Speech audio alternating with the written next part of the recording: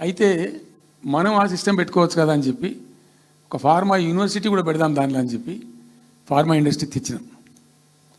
2 హెలికాప్టర్లు తీసుకొని ఆ ఫార్మా బిజినెస్ మెన్ ఎలా అవుతుంటారో వాళ్ళని నేనే స్వయంగా వెంట పెట్టుకుని పోయి ఆ ముచ్చర్ల కాడ పోయి తీసుకుపోయి చూపించి ఈ ప్లేస్ బాగుంటుంది కదా అంటే బాగుంటుందని చెప్తే దాన్ని ఫైనల్ చేసి చాలా కష్టపడి 5-6 సంవత్సరాలు పర్సూ చేసి రైతాంగంతో ఘర్షణ పడకుండా ఒక 20,000 ఎకరాలు పెట్టుకొని చేస్తే 14,000 ఎకరాల పైచీలకు 14,000 నెట్ వచ్చింది ప్రభుత్వానికి. 14,000 acres already acquired by government. చాలా ఎంఓయూలు జరిగినాయి, అన్నీ జరిగినాయి. మన లోకల్ వాళ్ళు రెడీ ఉండి అయితే పర్టికులర్లీ జీడిమెట్ల, చెర్లపల్లి వీళ్ళు ఏమన్నారంటే సార్ మాకు ఆల్టర్నేటివ్ స్థలం మంచిగా ఇస్తే మేము అక్కడికి వెళ్ళిపోతాం, ఈ బాధ మాకెందుకు, ప్రజలతో కూడా ఈ బదనాం ఎందుకు ఆడ పెట్టుకుంటాం. పెట్టి కామన్ అఫ్లియంట్ ప్లాంట్స్ పెట్టి ఒక ఐఏఎస్ అధికారిని పెట్టి దాన్ని ప్రభుత్వ నిఘాలోనే ఈ రసాయనాలు వ్యర్థాలను ఇష్టం వచ్చినట్టు ఎటుపడితే పంపకుండా ఆ నియంత్రణలో జరగాలని చెప్పి పెట్టుకున్నది ఫార్మాసిటీ. దానికి ఎన్వైరాన్మెంటల్ క్లియరెన్స్ కూడా వచ్చింది. కేంద్ర ప్రభుత్వాన్ని ఒప్పించి ఎన్వైరాన్మెంటల్ క్లియరెన్స్ తెచ్చినాం. హైదరాబాద్ మొత్తం ఫార్మాను ఒకటే దగ్గర తీసుకుపోయి పెట్టాలి, అక్కడ ఫార్మా సిటీ కట్టాలి, అక్కడ పనిచేసే ఎంప్లాయీస్ కూడా పొద్దాకి ఇటు అటు తిరిగేటువంటి అవసరం లేకుండా మంచిగా బ్రహ్మాండమైన సిటీ రావాలి, వచ్చే సిటీకి కావాల్సినటువంటి ఆల్ ఇన్ఫ్రాస్ట్రక్చర్ రావాలి అని చైనాలో నేను చైనా పోయినప్పుడు చూసినట్టు అది 70,000 ఎకరాల వాళ్ళది, చాలా హ్యూజ్ ఫ్యాక్ట్. మనకి ఒక 20,000 ఎకర్స్ అయితే మస్తు అవుతుందని చెప్పి మేము తీసుకొచ్చి చేసినాం. మెడికల్ కాలేజ్ కూడా మంజూరు చేసినాం ఆ పక్కనే. వీటన్నిటి దృష్ట్యా పెట్టుకొని అంటే మేము ఒక పద్ధతి పెట్టుకొని దాన్ని ఒక సిస్టమేటిక్గా చేసినాం. చేస్తే ఇప్పుడు దాన్ని ఏందండి దందా, ఏదైనా చేసి దాన్ని నమ్మకదొబ్బన్న ఏం జరుగుతుంది రాష్ట్రంలో? ఫ్యూచర్ సిటీ, తొక్క సిటీ, ఎవరికి కావాలి నీ ఫ్యూచర్ సిటీ? నాకు అర్థం కాదు. నువ్వు పెంచినావు హైదరాబాద్ను, ఎవరు చేసిన హైదరాబాద్ సిటీ? ఇంత వైబ్రాంట్ సిటీ ఎక్కడికి వచ్చింది? 400 సంవత్సరాల చరిత్రతోని దీనికంతా ఒకటి ఒకటి ఒకటి ఒకటి బ్రోధి జరిగి ఆటోమేటిక్గా పెద్ద సిటీ అయింది. అట్లా అన్నీ కావు, అందరికి కావు. ఎన్ని రాష్ట్రాలకు ఉన్నాయండి? బెంగాల్ కలకత్తా ఉంది, మహారాష్ట్రకి ముంబై ఉంది, మనకు హైదరాబాద్ ఉంది, కర్ణాటకకు బెంగళూరు ఉంది, తమిళనాడుకు మద్రాసు ఉంది, ఢిల్లీ కోర్స్ ఢిల్లీ. వేరే రాష్ట్రాలకు లేవు కదా, 28 రాష్ట్రాలకు ఉండయి. సో ఇంత మహానగరం నిర్మితమైంది.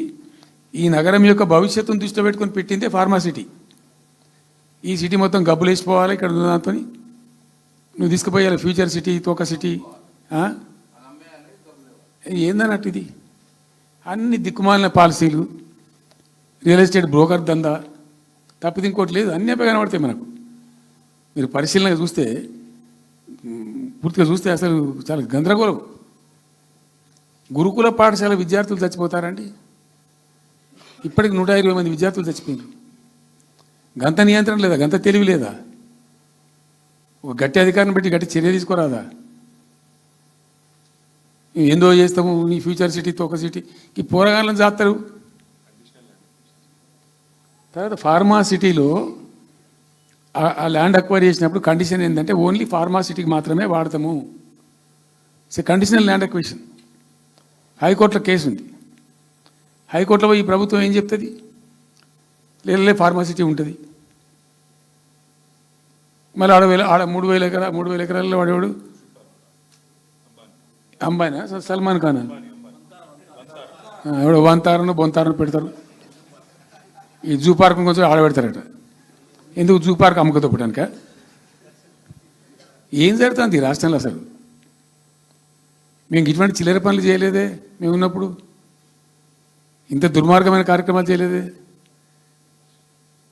ఇది ఎక్కడ దిక్కుమాలిన దందా? ఏం జరుగుతుంది అసలు? ఏం చేయదలుచుకున్నారు ఈ రాష్ట్రాన్ని? ఇదేం పోతున్నా? సో ఇట్లా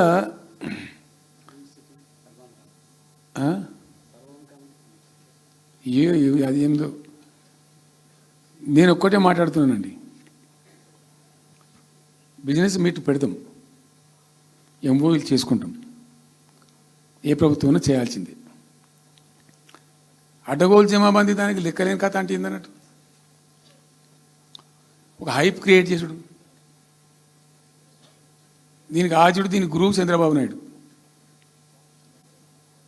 ఇప్పుడు చంద్రబాబు నాయుడు చెప్పిన లెక్కల బిజినెస్ వచ్చేది ఉంటే ఎంఓఎల్ సక్సెస్ అయ్యేది ఉంటే ఆంధ్రప్రదేశ్లో ఈ పాటికి 20 లక్షల కోట్లు వచ్చి ఉండాలి. ఆయన ఫస్ట్ టైం అలా సీఎం ఉన్నప్పుడు ఆ ఊళ్ళో పెట్టే కదా వైజాగ్లో, అమరావతిలో కదా వైజాగ్లో పెట్టిండు. వైజాగ్లో ఎవరు వెళ్ళి ఎంఓఎల్ చేసిన వాళ్ళంటే వంట మనుషులు చెప్పిండ్రు. ఆ స్టార్ హోటల్లో ఉండే బయట వంట మనుషులు వాడు ఎవడ సప్లై చేసేటోళ్ళు వాడు వచ్చి కూర్చోపోయి సంతకం పెట్టే పెట్టిండు వాడు పాపం.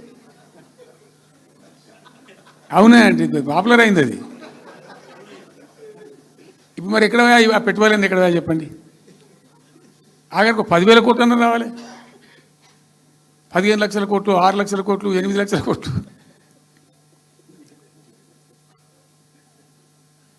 అయితే అప్పుడు తమాషా జరిగింది. ఈ భోపాల్ ముఖ్యమంత్రి, అప్పుడు నేను ముఖ్యమంత్రి నుండి భోపాల్ ఉన్న ఆయన పేరు శివరాజ్ సింగ్ చౌహాన్, ఆయన సీఎం ఉండే. ఆయన ఆ ప్లానింగ్ అదే ఇప్పుడు నీతి ఆయోగ్ ఉంది కదా, దానిలో సబ్ కమిటీకి ఆయన చైర్మన్. నేను భోపాల్లో పెడతా బాయ్సాబ్ జర వచ్చిపోను అని ఖచ్చితంగా ఊరికే బతిమాలితే ఫోన్ల మీద ఫోన్లు చేస్తే ఏం భోపాల్ లేవా మీరు చూసుకొని అంటే, లేదు సార్ నువ్వు తప్పకుండా రావాలంటే సరే అని పోయినండి. అయితే ఆడొక ఇండస్ట్రీ మినిస్టర్ ఉంది, వాళ్ళ గవర్నమెంట్కి ఉంటారు కదా మధ్యప్రదేశ్కు. ఆమె వచ్చి నీ కొడుకు వచ్చి బాగా ఆగమాగం చేస్తానని మమ్మల్ని అంటే ఎందుకు చేస్తాడమంటే ఆయన అదొకటితోటి మాట్లాడి ఎక్కువ చేసుకుంటుండే బాగా అంటే, నువ్వు కూడా దాంట్లో గట్టిగా చెయ్యి. ఆమె వసుంధర రాజే చెల్లెలు, ఆమె పేరు యశోధర రాజేనా ఏదో అన్నది. అంటే నేను అంతకుముందు ఒక కొద్ది రోజుల ముందే నేను భోపాల్ పోవడానికి ఒక దాదాపు 2-3 మంత్స్ బిఫోరే మోడీ గారు వచ్చిండు. అక్కడ వచ్చి 14 లక్షల కోట్లకు మూవీ చేసి పడేసారు ఇది మధ్యప్రదేశ్ గవర్నమెంట్. ఏంటి మొన్న 14 లక్షల కోసం చేసింది కాదమ్మా, మీకు నాకు అర్థం కాదు, నీకేం రాలేదంటావు నువ్వు. ప్రధానమంత్రి మీకు సపోర్ట్ ఉండే, మీకు పార్టీ మీకు మంచిగా నీకు ఇంత లాభం ఉంది అంటే ఓ సో బోగసాయి సాబా. ఆమె నేను అతను ప్రామిస్ చెప్తాను, నేను ఐ వాజ్ షాక్డ్. అది వచ్చేదా పోయేదంత వాటిగా గ్యాసు అంటే ఈ గ్యాసులు ఎవరిని మోసం చేయడానికి ఇంత వంచిస్తారా ప్రజలను? నికరంగా వస్తే పెట్టుబడులు రావాలి కదా, కనబడతాయి కదా. ఆ పెట్టుబడులు వస్తే లాభాలు జరుగుతాయి, ఉద్యోగాలు వస్తాయి, ఫ్యాక్టరీలు వస్తాయి, అడిషనల్ ఇన్కమ్ జనరేట్ అవుతుంది, స్టేట్ గవర్నమెంట్కి జిఎస్టీ పెరుగుతుంది. ఏం లేదు, వాటిదే గ్యాస్. మొన్న వీలైతే చెప్పి 5 లక్షల నువ్వు కొంచెం తగ్గించి చెప్తున్నావు. నేను పేపర్లో చూసింది 575.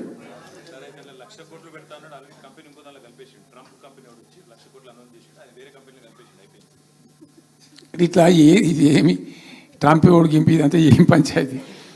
ఇట్లా ఇట్లా ఈ మోసాలు చేసి ప్రజలను ఎంతకాలం పంచిస్తారు? రియల్గా కాంక్రీట్ టర్మ్స్లో రియల్గా రావాలి, కృషి చేస్తే నిజంగా తండ్రాడాలి. మా గవర్నమెంట్ వచ్చిన నాడు హైదరాబాద్ నుంచి సాఫ్ట్వేర్ ఎక్స్పోర్ట్స్ 57,000 కోట్లు ఉండేనండి. మేము దాన్ని 2,47,000 దాకా తీసుకుపోయినాం. స్టెప్ అప్ చేసుకుంటూ వాటిని నరికితే గాలిలో మాటలు చెప్తే వస్తాయా? మేము బిజినెస్ మీట్లు పెట్టలే, కాంక్లేవ్లు పెట్టలే, ఏమి లేదు, వారదాలు కట్టలే.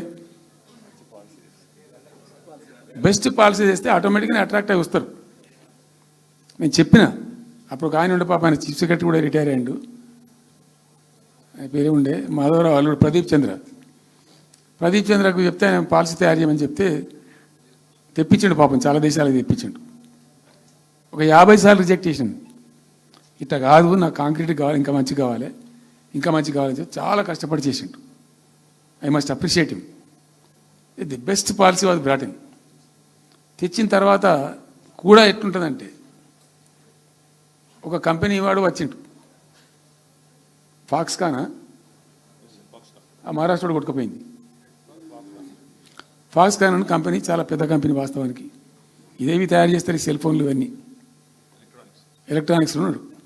చాలామంది ఉమెన్కి ఎంప్లాయ్మెంట్ దొరుకుతుంది దాంట్లో, 1000 మందికి. సరే వస్తే మనకు కూడా లాభం జరుగుతుంది. వాని ఎంబడి మస్తు దానిలో ఆల్మోస్ట్ వచ్చిండు, 90% వచ్చిండు.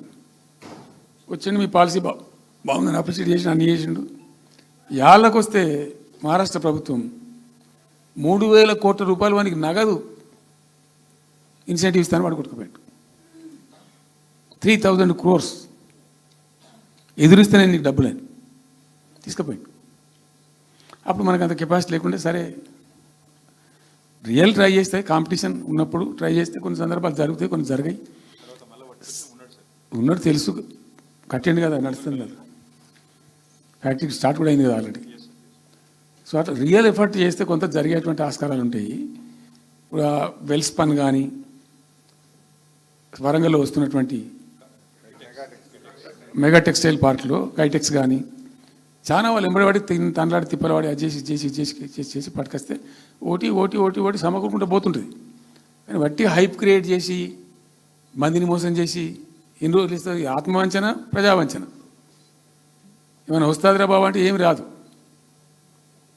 ఈ గ్యాస్ల ప్రజలను పెట్టి ఇప్పుడు ఇస్తాన 2,500 దిక్కు లేదు మహిళలకు, 1,000,000 మంది మహిళలను కోటీశ్వర్లను చేస్తాం.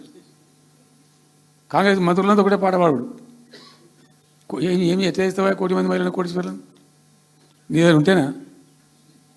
ఉన్న రెవెన్యూ పీకింది రాష్ట్రాన్ని, లోపలికి అయిపోయింది. మేము ఉన్నప్పుడు గ్రోత్లో 50% లేదు. అసలు మీ గ్రోత్ గురించి అవగాహన ఉందా? ఒక్కొక్క రూపాయి కూడబెట్టాలి, ఎట్ట తీసుకుపోవాలి? నేను ముఖ్యమంత్రి అయిన తర్వాత నన్ను ఎంతమంది టెంప్ట్ చేసినా ఐఏఎస్ ఆఫీసర్లు వాళ్ళు వీళ్ళు ₹1 రిజిస్ట్రేషన్ ఛార్జ్ పెంచారు. నేను 4 ఏళ్ళ దాకా నాట్ ఈవెన్ సింగిల్ రూపీ. ఉల్టా నేను వాళ్ళని పిలిచి మీకు ఏం కావాలి, రియల్ ఎస్టేట్ బాగా మంచిగా చేసుకుపోవాలి, హై క్లాస్ రావాలి అంటే ఎట్లా? హైదరాబాద్లో కూడా స్కై లైన్ రావాలని చెప్పి 3 ఏళ్ళు తిప్పలవాడానండి నేను, 3 years. ఎందుకంటే స్కై లైన్ రావాలని మట్టి నోటి మాట అంటే రాదు, దానికి కూడా ఎక్కువ కావాలి. ఆ 50 అంతస్తులు 60 అంతస్తులు మీదకి పోయి కట్టేటువంటి ఆ క్రేన్ ఆపరేటర్లు, క్రేన్ డ్రైవర్లు, దానికి సంబంధించిన సరంజామాత్ ఉంటుంది. ఆ ఎక్కువ వస్తే ఆ స్కై రైజ్ వస్తుంది. ఆ ఎక్కువ తేవడానికి చాలా కష్టపడాల్సి వచ్చింది. ఇప్పుడు ఈ రాజభవన్ పక్కనే గేట్ పక్కన ఒకటి ఉంటుంది చూడండి, కాదు ఒక టవర్ ఉంటుంది ఒకటి. నేను అప్పుడు నేను పోతుంటే ఈ పునాది తీసిండు, మంచి స్పాట్ ఇది, వాటర్ ఫ్రంట్ ఉంటుంది హుస్సేన్ సాగర్. అతను చెప్పుండే మనం స్కై లైన్లో భాగంగా